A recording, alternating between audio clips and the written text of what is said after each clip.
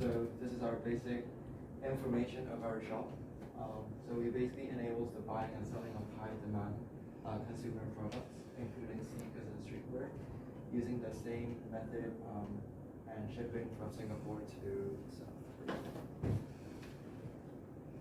So our mission is to basically, our market itself is like a live marketplace for buying and selling limited edition sneakers and streetwear, and all the profits earned from here will be donated to Tiso Foundation. Yeah, so this is the number of people who are interested in sneakers only in Korea. I think this is a really large number, that, which shows that the market is quite big and that there's lots of demand and supply. So these are some of the quotes from the famous designers worldwide. Yeah, so this is our first product. It is a limited edition product? Yeah. Tell us about this product. Why is it rare and or in demand, and what are the economics behind this? Yeah. So basically, this is the third collaboration that Nike did with the brand called Sakai. Sakai is a Japanese designer and a brand. This is the third collaboration after since they did another waffle series and a blazer series, and then it's the third one. The first reaction for the like teasers or like advertised, the reaction was really that good. People say it's all ugly and like things like that. I mean, it is pretty ugly, but when it released it, actually it made a pretty big hit. It became a pretty big hit in Korea, and like the resale price was going up to like 300%, almost 400%, and it's still increasing like every day. So I think it's pretty famous in Korea or maybe worldwide because I heard that this time that they released far less quantity than the first and second collaboration. So even though the reactions towards the sneaker wasn't as good as the first and second one, as the quantity was less than first and second, I think the resale price is really high. Okay.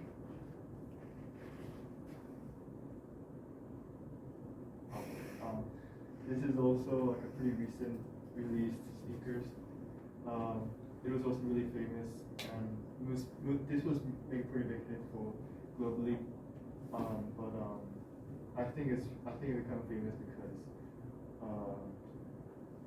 before pre-released, a lot of Korean celebrities, mostly hip-hop artists or rappers, got the pre-release dunk, and they're actually advertising it to their Instagram story or post. So from that point, I actually saw in the graph that the price of the sneakers was rising. And our last product is this T-shirt from Fear of God Essentials. So Essentials is a brand from Fear of God. It is like a kind of a lower brand that's a bit cheaper for more people to buy. So the selling price in normal markets in Korea was 220 SGD, and we sold it in 110, and then delivery fee with 25 SGD. So that's how we got 6 of products sold from this. So before we go on to our last part, which is reflection, I want to talk about our project and how we earned profit. So our basics of our business is, I think there's lots of people who demand for high-end streetwear and sneakers, but most of the famous resale shops such as StockX and Cream in Korea has very high price in the market because of their transaction fee. So we thought numerous people will find it interesting if we sold these products lower than the market price and those website prices. And I think that's the main point how we got lots of profits from this. And type of products were for sneakers, as we just showed, it's Nike and Ambush collaboration dunk and Nike Sunshine Waffle for streetwears, it was Fair Fly Essentials t-shirt. Then for the marketing and operational strategies, we utilize Facebook's various fashion groups like like Nike Mania, and we use lots of Instagram and Facebook posts and stories, and we also send out lots of emails to our friends and families. So for our outcome, our total revenue was 814 SGD, and total cost was 574 SGD. So our profit is 239 SGD. So yeah, this is the chart for our received profit. Oh, and the price for Korea and Singapore is different because there's more tax if you're sending to Korea. So for Korea is for Singapore it's $70 US. For Korea it's $77 US. So this is a reflection. So the first question is, was the project successful? I could say that our project was successful, but it was also unsuccessful. As we were successful because we get to sold 6 of the shirts and we actually made a profit. So we actually can say that it was successful at some point. But and I also think that we actually did a pretty good advertisement and attracted a lot of people. And for the evidence, I personally got over 11 messenger from new people asking for showing their interest for buying our product. But however, the unsuccessful part of the project was that our two main product was expensive sneakers, and in the first I was pretty confident that I could sell in a short period of time. But I was acknowledged that I mostly take about 2 or 3 weeks to sell the sneakers in the price range of over $800 to $900. And however, unfortunately, today I got 2 people who's actually trying to buy our sneakers this So morning. you just needed more time. Yeah, just this morning. So we could find out that it actually can be sold, but we just need more time management or need more time. The business strategy that worked is that we use a lot of social media network and advertise and to sell product. And as we posted all of our products in one of the biggest Facebook markets in Korea, our products got to be more exposed a lot in the sneakers and fashion industries and market in Korea. And also we got a lot of contact from the buyers through Instagram or Facebook Messenger. So it was more convenient for us and to the buyers. The business strategy that did not work is that obviously I mentioned at the beginning that we should have more focused on selling cheap clothes or cheaper product and sell more quantity of that.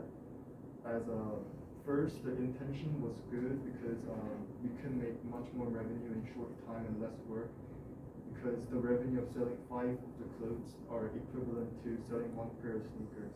But however, it is a pretty tough job to sell within a short period of time, so we need to learn from our mistakes.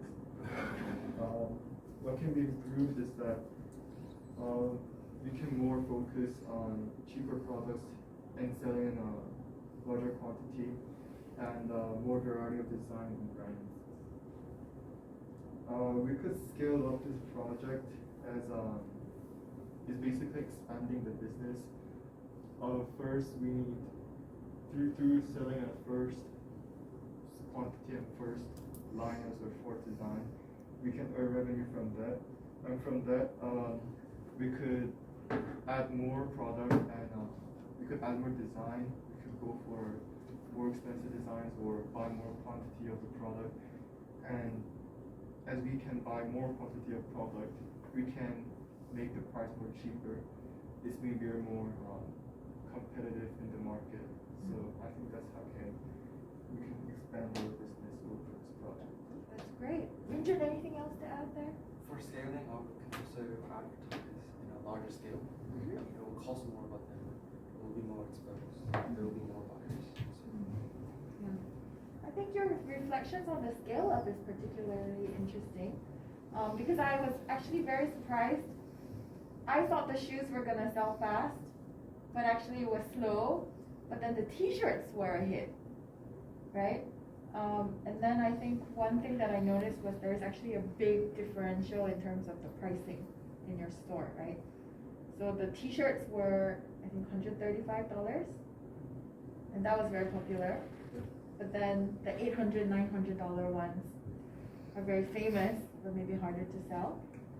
So in terms of going forward, if you were to scale up, what kind of price range would you think about? We can use actually really simple strategy that many business use.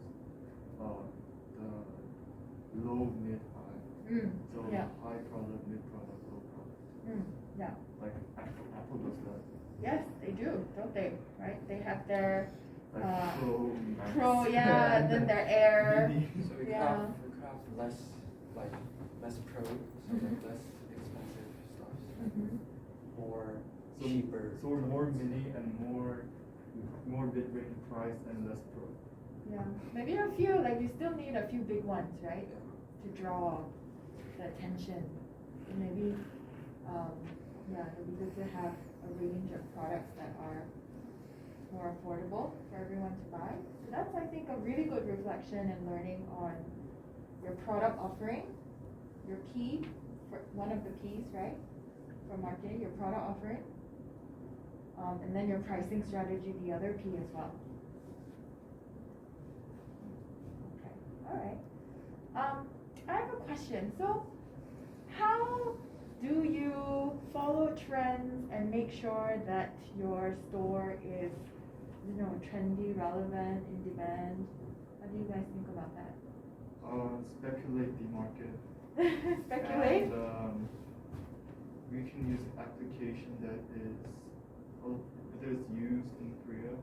It's like mostly all of the sneakerheads use that application to purchase clothes or sneakers. And actually the apps gives me if I go to the sneakers and then if I organize the whole section as the popularity, it actually sort out that which sneakers or which kicks are the popular trend right now. Yeah. Because it's like more expensive, the price increases. Right. Okay. So what I would encourage you guys to do in the future is to take a very scientific business science view towards doing research to curate your products and about your customers as well. So scientific in the way that try to get your hands on as much data as possible. I don't know, maybe through the app you can figure out how many searches or what are the top searches, what are the number, what's the fastest rate of increase on a particular product. So this kind of data will be able to help you quantify what are the correct products to target, to include. Great job, guys.